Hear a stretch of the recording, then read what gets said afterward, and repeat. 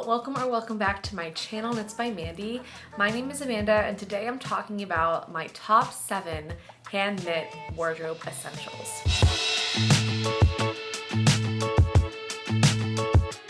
On Instagram, someone suggested doing a video on what my ideal hand knit capsule wardrobe would be, and I decided to tweak that idea just a little bit because I don't necessarily have a capsule wardrobe myself. You could say if I were to curate one, these would be the items that I would include. You'll see that these 7 items have a few things in common. First, they're made in yarns that I really enjoy wearing. Second, they're made in patterns that are in alignment with my personal style. And at the end, I'll share some other essential ideas that I don't necessarily have in my closet right now, but might eventually want to put them in. Let's get started with probably the most basic wardrobe essential that is on my list, and that is a black knit camisole. This is the My Little Secret Crop by Jessie Made Designs, knit in Knitting for Olive, cotton merino held double in the colorway Coal. I knit this one in a size small and I just finished it this summer, but I already know that it is a huge wardrobe staple for me. I get a lot of wear out of this. It's very versatile to dress up, to dress down, to wear by itself, or under layers like button-down shirts and things like that. Really like the yarn that this is made out of. The Knitting for Olive cotton merino is 70% cotton and 30% merino, which gives a lot of breathability, but also just a little bit of memory that you're missing from merino when you knit with just 100% cotton. I've actually also knitted this tank in a variegated yarn, and I knit this in this blue Madeline Tosh color that you may have seen before if you're familiar with my channel. I also love this piece, but it's just, for me, not as versatile as a plain black tank top. I think it's just a very useful piece of clothing. A knit cami, I think you can find a lot of use of depending on the pattern you choose and also the yarn and depending on where you live. So for some folks, an 100% wool cami, they can wear all year round. They can wear it as a base layer in the winters. They can wear it in the summer when it gets warm out. For me, I live in Washington, D.C., so I can't really get away with wearing 100% wool camisoles in the summer. I learned my lesson last year by knitting a 100% merino cami. So that's something to keep in mind when you're selecting your essentials. What are you really gonna get the most wear out of fiber-wise? And I would style this tank top with anything. I would wear it with denim shorts on a more casual day. I could also wear it with linen shorts or pants. I don't have a lot of skirts, but if I did, I could wear it with those. And I also like wearing it underneath button-down shirts if I'm working from home and I need to jump on a call real quick. Super easy to just throw a cotton button down over top. That is my first wardrobe essential, a knit camisole. Along the same lines of warm weather clothing, my next knit essential is a knit tank top. This is a self-drafted pattern that I also finished this summer, and it is knit in 100% cotton by Terrpain Fiberworks. They're Chesapeake DK in the colorway Fennel. It's this really bright, grello, greenish yellow color that I ended up liking way more than I expected. Now, your wardrobe essential doesn't have to be in this shockingly bright color. For me, I like to incorporate colors into my knits because it's just an easier way, I feel like, to bring color into my wardrobe. Me, this does feel wearable. It might not for you, so just keep that in mind. But I feel like I can style this, like I said, with my camisole, with a bunch of different bottom options in the summer. I can also throw button-down t-shirts over this. And it has a very fun, like, art teacher vibe about it that I really like. Another thing that I'll point out about this tank top that you'll start to notice in a lot of my essentials is that I have a lot of textured knits. I think I only have one straight stockinette knit in all of what I'm showing you today, and that's just a personal preference. These could all be stockinette for you. You also might like more lace work in your patterns. For me, that doesn't feel very universal in just my wardrobe, but of course that's different from person to person. That's the great thing about knitting, is these little changes with texture or motifs, it can really change up the look and feel of a garment to fit your personal style. So this one is done in broken rib, which almost lends a waffly texture to it. I definitely feel like it gives it a more casual, lived-in vibe, maybe like a lace tank top or something like that. I feel like it's good for my own personal style. That is my plug for just a knit cotton tank top. Other thing I like about this is that it is knit in 100% cotton, and you could make this even lighter by knitting in a fingering weight cotton. I don't really like to do that too often, to be so honest with you. Most of these are knit on a 4mm gauge or like 3.5, somewhere in between there. And I find that it is a good option for both summer knits and winter knits to make something that isn't too heavy and also a little breathable. It's not practical for me to be wearing wool all year round, so it's definitely good to have something cotton or linen to reach for on those really warm summer days. Let's get into the meat and potatoes of any hand knit essential collection, which is the sweaters. So I have 4 to show you today, and I think they all serve unique purposes in my wardrobe. The first one that I have is a cardigan. This is the Marysia cardigan by Primrose Knitting. I knit this in Knitting for Olive, Merino held double, and in the colorway Dusty Artichoke. I think one of the more very popular Knitting for Olive colorways, although Knitting for Olive is pretty popular. This is also another textured knit. It's a raglan cardigan knit in faux cabling that creates these ovular leaf-like patterns all throughout. I absolutely love how this sweater feels. It's warm without being too warm. Made it in the spring, so it's really great for those transitional times. I would style this sweater with either a tank top or a t-shirt with a pair of jeans. I don't often pair cardigans with dresses, but that is something that I could do, and I'll show you what that might look like. And I like this cardigan as well because it is waist length, so it gives you a little bit of shape, whereas some of the other sweaters I'll show you tend to be a bit more oversized, which I also enjoy. But I think it's good to have a variation of hem lengths and also the amount of ease you have in your knits. So this is probably the lowest amount of ease and the shortest sweater that I'll show you in my collection. I think that's good when it comes to styling your pieces. You'll have a lot of different options to go from. I said this is made in the Knitting for Olive Merino held double.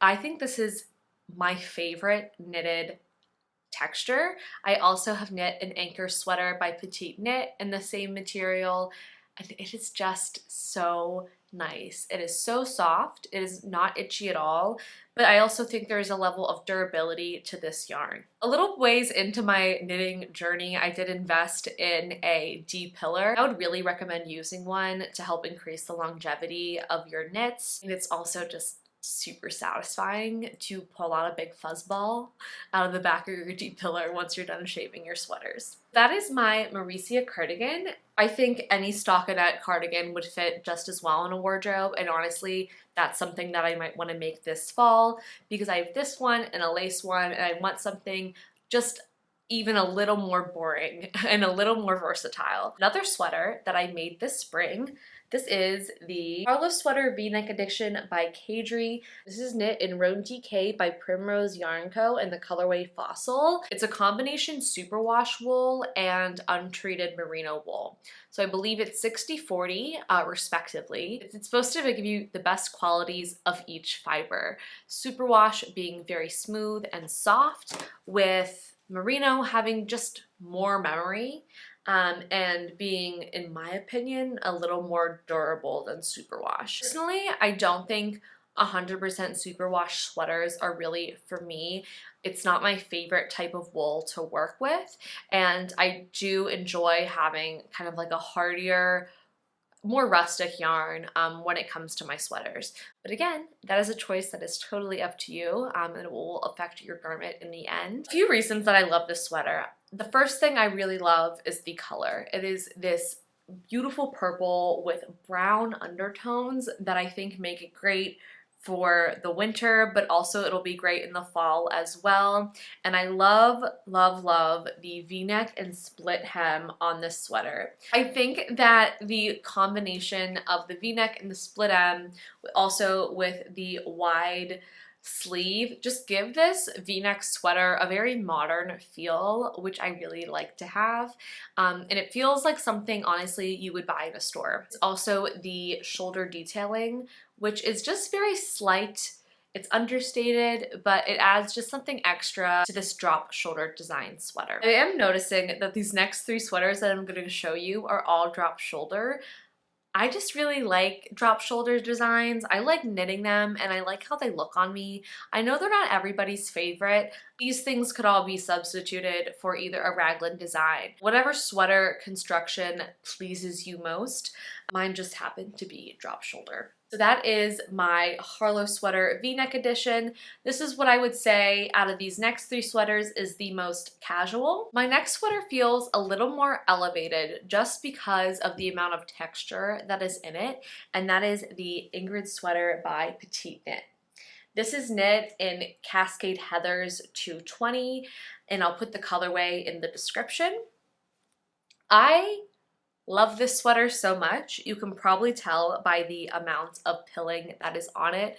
This has had many dates with my D-pillar. And my favorite thing about this sweater, I was trying to put this into words and it's a little difficult for me, is that it has a feel of a classic knitted sweater, like an Aran sweater, a fisherman's cable sweater. Thinking of like those kind of older silhouettes and designs, it has that feel to it, but I'm holding it backwards. But it also just feels a little bit more modern I think, due to how the textured sections are broken up. So it has 3 different types of texture in it. It has double rib, cross hatching, and double moss stitch. And I love the marriage of these modern elements with the feeling of a more traditional sweater. I wear this sweater so much in the winter. I mostly style it with jeans, but maybe if I lived in a place that had more temperate, cooler summers, it'd be really fun to throw on for like a beach bonfire. I don't do that. But something like that, I feel like it would look so cute with shorts if I wanted to style it that way. We do have sometimes cool summer nights, but they're not usually that cool in which I would need a worsted weight sweater to wear one. But for you, it might fill that void as well. Either way, I get tons of wear out of this sweater. I love the fiber that it is made out of. The Cascade Heathers is Peruvian Highland wool, and there's just the right amount of touch of rusticness to this yarn that I think makes it feel warm and cozy, like a hug, without it being itchy or irritable on the skin. Color, I think of this one is also probably the most practical and classic color that I have. It is just a beige, grayish sweater, grayish if you will. And at the end of the day, it is just very practical, I think, to have at least one like neutral sweater in your wardrobe. They don't all need to be gray, they don't all need to be beige, but like one black cami, one basic sweater, and they will get so much legwork if you're anything like me. The last sweater I have is what I would consider my fancy sweater. I think of this as something that you can wear around the holidays, to family dinners, maybe to a nicer restaurant. And it doesn't necessarily have to be this one that I have, but like, think of fancy sweater, you know? Maybe it has beautiful, delicate detailing like cables or lace, and maybe it is made with drapier or more luxury yarns like alpaca or mohair. This one is made with both, and this is sweater number 15 by My Favorite Things Knitwear. This is an all-over drop shoulder cabled sweater, and this was the first cabled sweater that I ever made. This one, you can also tell, has gotten its fair share of wear, say that 5 times fast, and I really, really love this sweater. I love how the shoulders are joined with a cable, and I love also the kind of bell effect of these sleeves, because as I recall, there aren't any sleeve decreases made on this sweater. This one does feel like something that I can wear around the holidays. It feels so autumnal and it's just very cozy. Again, I like mostly styling this with jeans, but I think you could also play with a lot of different fabrics. When you have maybe a more like fancy mohair sweater, you could wear it with like velvet skirts in the wintertime, velvet pants if you have them.